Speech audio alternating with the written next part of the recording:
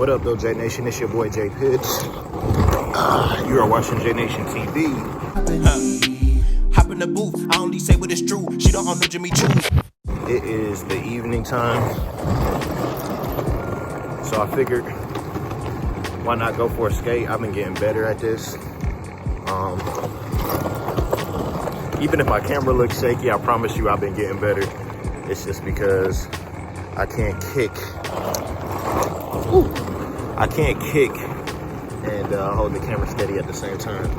Yeah, it's a breezy day. Yeah, that was a little hump right there. I wasn't gonna be able to do that. I will start messing up as soon as I tell y'all I'm getting better. Just about to coast around the block, enjoy myself on this nice day. The world still feels like it hasn't got back to normal yet. So, I got something to tell y'all. I was hesitant to talk about it at first, but I figured it's over. Why not just talk about it? So, in March, I applied for this competition, this grant in Detroit, where if you win, it's a music competition, and if you win, then you get $20,000 to go towards your music career.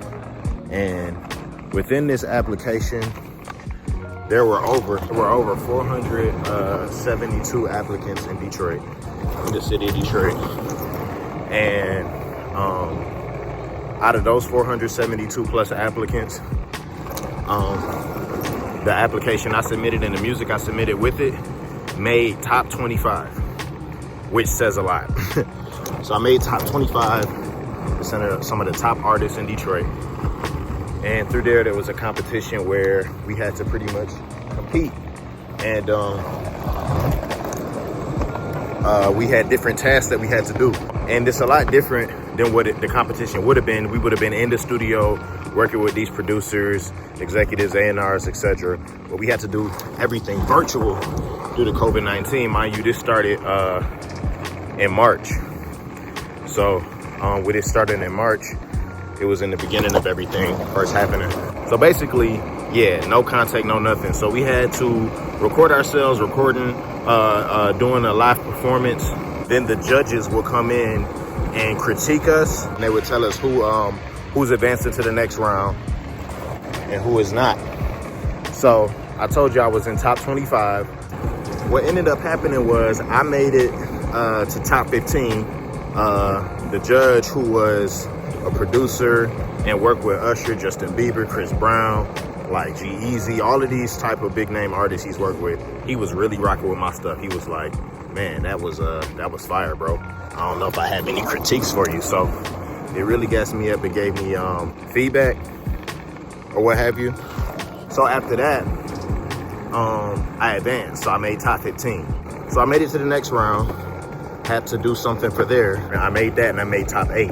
Now the top 4 people get the $20,000. Long story short, y'all, I was in there with some top dog artists and I didn't make it. I didn't make the top 4, so I didn't get the money. I was heartbroken, I was devastated, and low-key I was a little like depressed for a couple of days. Because,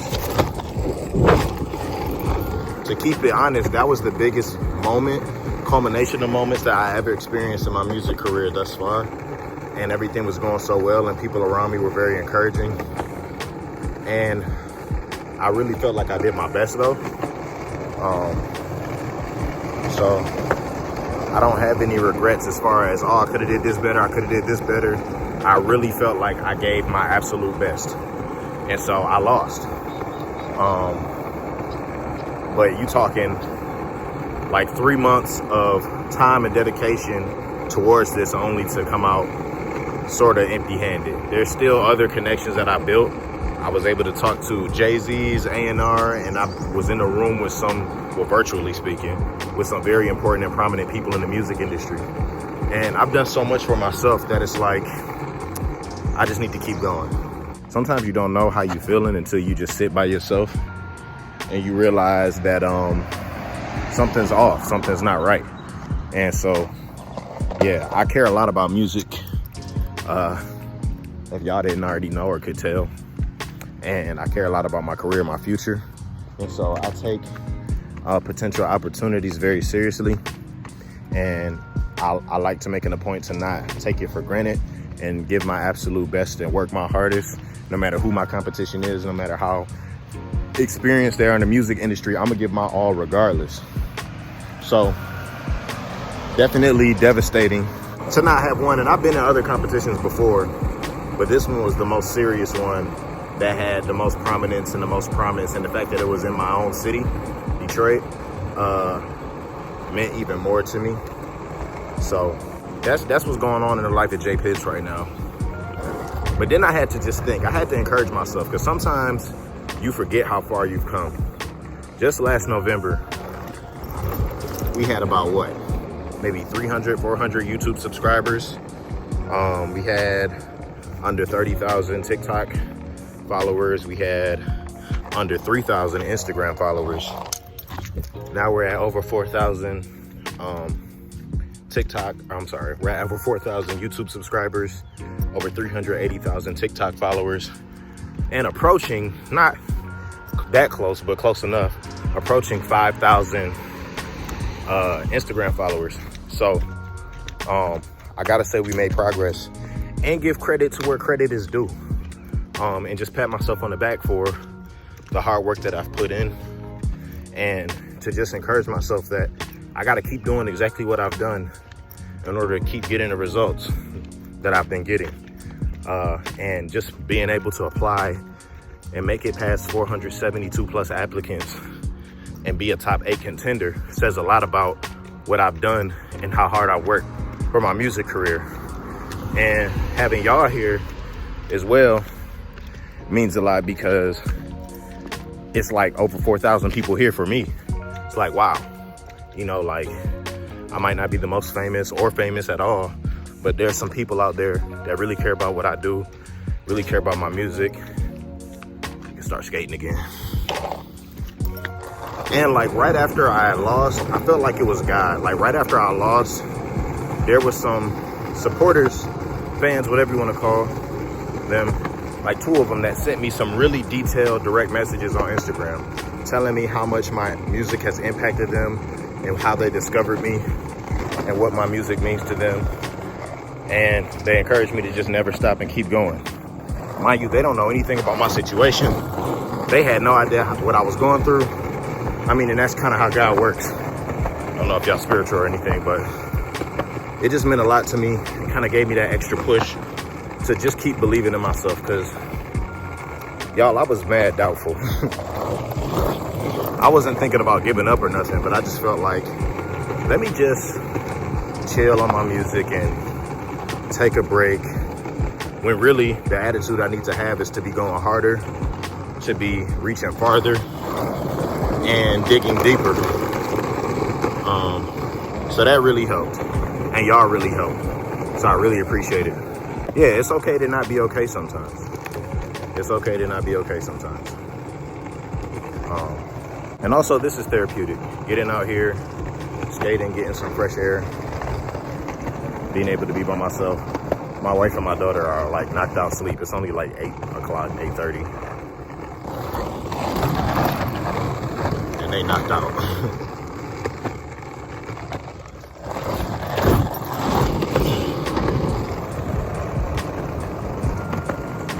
Look at the sky. That's the Michigan sun for you. Sunset, I should say. Gotta appreciate the little things. I'm gonna skate down this sidewalk over here, make my way back home.